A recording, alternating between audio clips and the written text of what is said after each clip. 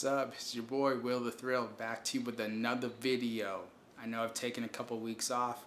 We've been preparing the editing for the previous scenes that we worked on, and then also we're preparing for the next round of scenes coming up because I do film this stuff part-time. I am working full-time, you know what I'm saying? So I'm grinding away. So just wanted to come back and talk to you guys. It is Sunday, the day of our Super Bowl. You know, the Chiefs and the Eagles are playing. So just wanted to stop in, let you guys know I'm still out here. I'm still doing my thing. I'm working and stuff. But I just wanted to give you some more tips about lighting. So thing is that usually the kind of lights that you might see on Amazon or wherever you're looking for lights, their wattage usually isn't that strong. They might go up to about a 40 watt. However, I'll show you what lights that I'm using, okay? So this right here is made by Amaran, which is a smaller division of Aperture. So Aperture is kind of a bigger light company. They're making waves in the industry right now. So this is the 200D. The D stands for daylight. The 200 stands for how much wattage the light has. So I'm sure you're wondering, well, what does wattage have to do with anything?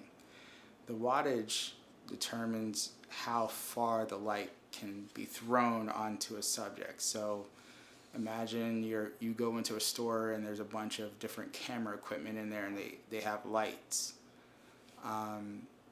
You can take a piece of paper or you can use your hand or whatever. Let's say the light that's being emitted from, let's say, whatever, a panel light or whatever. Let's say it's red. Let's say the color is red. You need to know how far that light is going to hit before it dims out or even doesn't hit at all. So you can take your piece of paper, you walk away from the light, and then you go, okay, well, it's only going to hit for about 3 feet or 6 feet before the light fades. And that's how you know how far the light's going to throw. It's a very basic, non-scientific way of saying that this is how far a light will emit to. I have a 200 watt light and that serves me pretty well. I have multiple lights, and I know that you probably noticed there's a 2 on this.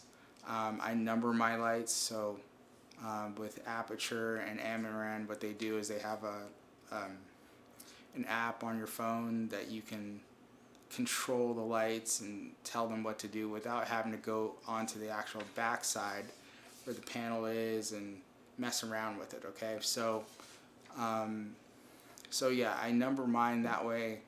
I just know, okay, well, number 1 is over here, 2 is over there, 3 is over here, 4 is over there, whatever, right? And I can just adjust it from my phone and save a little bit of time. So that's, oh right, and then I told you that it's a 200D. They also have a 200X, which is a bicolor, which basically means that it emits white light and tungsten light. So as we previously discussed, tungsten is kind of like candlelight. So, and of course there are lights that emit actual color, right? So Aperture does their Lightstorm line, and their Lightstorm has a color model. So there's pros and cons to getting a color model, right? So it'd be, let's say, the Lightstorm 600C, right? And I'm not picking at Aperture, shout out to Aperture. If you want to sponsor your boy, just let me know. I'm down.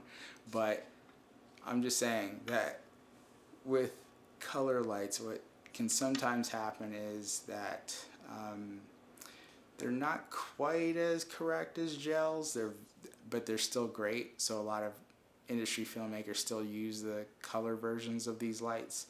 I just kind of prefer to go old school just because then I don't have to work as hard on color correction, color grading, and all that. So anyway, I'm looking pretty good with this Rembrandt lighting though, right? I'm getting better at this. So, alright, just wanted to touch base with you guys, let you know that when you go looking for lights, it's important to understand how much wattage it has. And of course, if it doesn't say wattage, you can look for lux, you can look for, what do they call that? There's a number of different,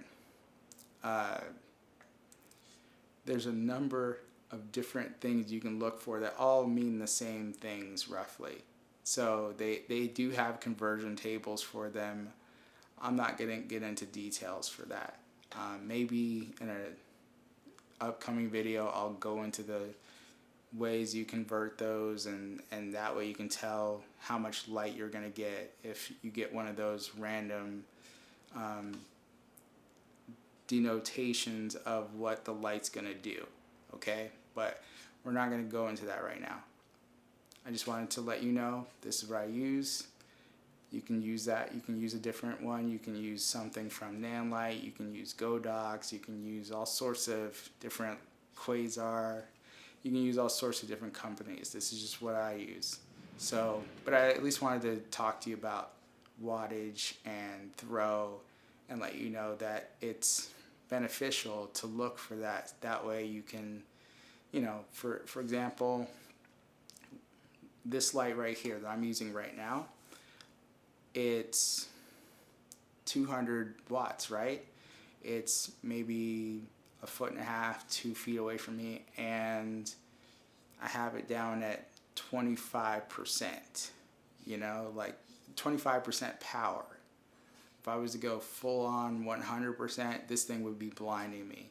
So that's the one benefit of getting a higher wattage light. You're able to dial it way down and control it, and then if you need the extra power, you have it available. And that's only 200 watts. Imagine a 600 watt, or even what they're doing now where they have the 1200 watts out there. It's crazy. Okay, so just wanted to come through, talk to you guys for a quick minute. I hope you guys are having a great weekend, and God willing, I will catch you next week with another video. All right, peace.